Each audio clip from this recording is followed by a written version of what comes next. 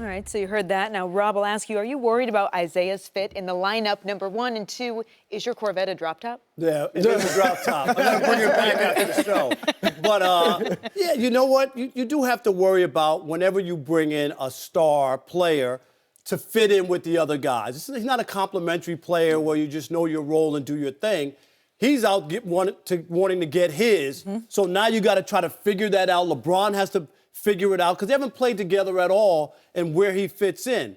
And then the other problem I think that might just be an issue is that he has such a chip on his shoulder. He was so burnt by, being dealt by the Celtics. He's got something to prove. And he talked a big game all offseason when he was injured about what he's going to do or whatnot. So you want him to come in but not go crazy, Greg, because that's not what they really need him to do. And you don't want him to think that he has to go out and win it all on his own and start doing things that's unnecessary with that team to fit in. So I think it's going to be an adjustment. I think the team will have some missteps, ups and downs, but ultimately he'll fit in with those guys. To your point, he's a free agent this summer. He has never gotten paid. This is the guy that was fifth in MVP voting last year, and he's making $6 to $7 million a year. Was set to get paid, right? Yeah, so he knows he has to play to earn a max contract. Now, if he helps Cleveland win a championship, then even if he's not putting up huge numbers, I think he'll get paid. But that's something to watch. I'm with you. There will be missteps. Their starting schedule in January. They start with a 5-game road trip. They're at Boston. They'll beat Orlando, Minnesota, Toronto, and Indiana. Those are 4 pretty good teams. And then their next game is against Golden State at home. So they, in addition to working Isaiah in, if he's back, then you're going to be going against some tough teams. So I think you'll see some losses. Some people will panic and say, "Oh, they don't need him. He don't fit in." Right. Exactly. But they'll work it out over time. Here's the biggest thing to me with bringing Isaiah back. Kevin Love is playing the best basketball of his career. Now, some of that's that they moved him to center, and I think that's going to help them against Golden State, that he's a center. He'll go outside and shoot threes and all that. But he also knows mentally, I'm the second option. And he's the definitive second option for the first time since he's been in Cleveland. Remember, not when Isaiah gets back. Well, I think they're going to have to work that out. Because, and it has to be organic. I don't think you need to say you're the second option, you're the third option or whatever. But it's tough being that third option with LeBron. Remember Chris Bosh in Miami, he basically became a glorified role player. Last year or the previous 3 years, when Kyrie was the second guy, Love was never the same, wasn't the same player. So I think Love is the better second option. I think Isaiah can get his without being a quote-unquote option. He gets to the line a ton. He can penetrate. He obviously can shoot the three. But I think they have to figure out, we have to keep Kevin Love playing the way he is. Isaiah will get his because he's so good and athletic. But let's keep Love kind of, at least subconsciously, as that second option to LeBron. I agree with both of you. I think when you add a piece like Isaiah Thomas, a ball-dominating point guard, it's going to be intriguing to see not only how he fits and how they fit him in, but my attention immediately goes to Tyronn Lue. I want to see how great of a coach you really are. Or is this really just LeBron coaching and managing everything? Because it's been out when you have a guy who can be as impactful as Isaiah Thomas, a la Chris Paul, in the Houston Rockets. What Mike D'Antoni did, he had a strategic game plan going into that, understanding I got 2 all-stars, all-NBA type point guards. How can I make this work? You know what? I can have the ball in their hands for 48 straight minutes. I have the luxury of that. He was smart about it in staggering their minutes and playing mostly Chris Paul with the second unit when he first got acclimated. What I would like to see with Cleveland and Tyronn Lue is integrate him in a way to where he's in that second unit. Now, with that being said, D. Wade has been very effective with that second unit coming off the bench. But we just saw in OKC with those 3 guys how somebody feels out of place, and it hasn't worked. But right? with OKC, they're not nearly as good as people thought they were gonna be. I think it's completely different with OKC because when you look at a Carmelo Anthony, you look at a player who's unwilling to really say, you know what, I'm not as great as I once was. I need to take a step back. Guys don't do that. Well, Exactly. and they don't have a facilitator like Correct. LeBron. I mean, that's the thing. Even Westbrook, he gets a lot of assists, but obviously he's not passing the ball, moving the ball. But like there's LeBron also does. a little thing about Isaiah Thomas and the postseason, the reason that he became available.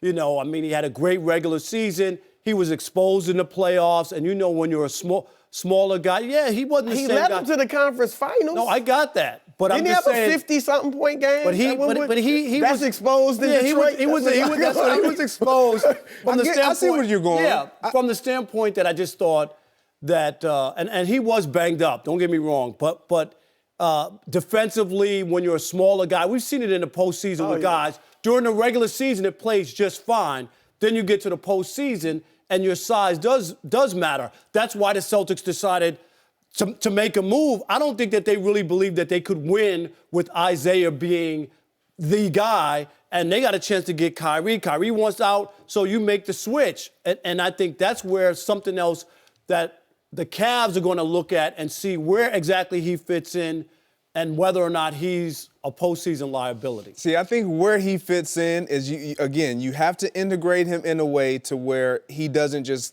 come right in and he's the focal point. I don't think he can That ain't do gonna that. happen with LeBron. He won't be the focal point. But here's the thing. This is why you love LeBron James, because to your point, they will take a step back. They will have some miscues. They will have some losses that they endure.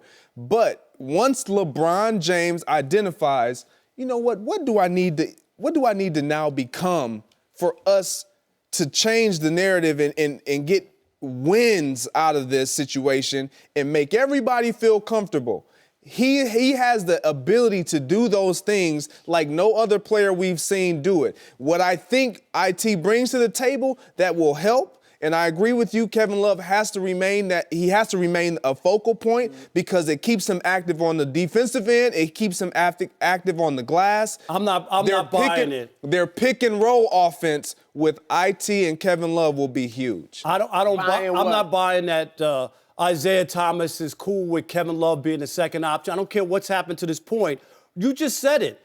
He has a big payday that's there. He's going to get his. He knows he needs certain numbers, especially Chris coming off the injury. So I don't think that he's going to buy into I'll be the third option. I'll clean up the other stuff and get points when off of missed shots and all that kind of stuff. He's going to want to be a part of the offense. The thing is this: Love's numbers are up from last year. They're the highest they've been as a Cavs. He's actually taking fewer shots now than he was last season.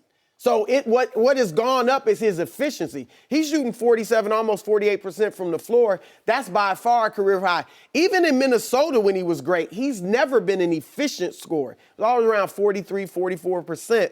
So that is huge. So Isaiah may get the second most shots a game. But Love may end up being the more efficient player and the second leading scorer. I got you. Be close. I'm just saying Isaiah's not going into a free agent year going to settle for being third banana. If he averages, I don't believe it. averages 17 points and they either win a championship or push Golden State to 7 games or even a tough 6, that could help him on the market. And if he scores 15 and they don't win a championship, that ain't going to help him on the market. See, I think you're looking at it totally wrong because people will identify he's playing with LeBron James. Number one. So you're not going to be you're not going to be the same exact player that you once were when the offense was run through you. You had the ball in your hands 80% of the time in Boston. Kyrie scored 29 points against the Warriors. We all know what kind of role Kyrie played. With LeBron. He was the closer. Okay. And I believe that if given he comes back healthy and he still has the assassin ability to make three-pointers and be as effective as he was on the offensive side of the ball, he can still be a closer for them. He can be a closer. He can definitely be he can play that Kyrie role. It'll look different, but he can play that role. The bottom line is this, and we talked about their chance of beating Golden State earlier. They need Isaiah to beat Golden State. I mean, however long it takes, 3-4 weeks, I don't think they have much of a shot without him. With him, if it works even better than we think, I think they have a chance. There's no doubt that they need him. He's replacing Kyrie. Exactly. You can't just lose You can't Kyrie. lose Kyrie and then think like you could win without it. I mean, there's no doubt about it. He is the missing piece that they need to play a certain way in order to even have a shot to win. Yeah, I mean, they're playing better defense this year as well, too. So, I mean, that's going to play into it also. You guys have got the NBA down. You are so much more astute than you look, Rob. Thank I have to you. tell you. You didn't know that. absolutely are. Is that a compliment? I know, right? Sure. Holly, it's all right. We'll talk during I the break. like this guy already, and I like that every time he's talking, you're over here writing. 'Cause Yeah, I never absolutely. know what's going to come up Your next. grill, too. Like, you notice when you talking, you just sitting there like, you ready to Because I'm box or I'm something, waiting man. on Rob to say you know something that. foolish. But That's what we you want. looking at me like that, too. Like, I'm like, dang, dude, mean mugging me. That's what we do here. Thanks for watching. Subscribe here to get the latest from the show. Be sure to check out more of the best clips from Undisputed, or go watch a few segments from the newest show on FS1, First Things First, with Chris Carter and Nick Wright.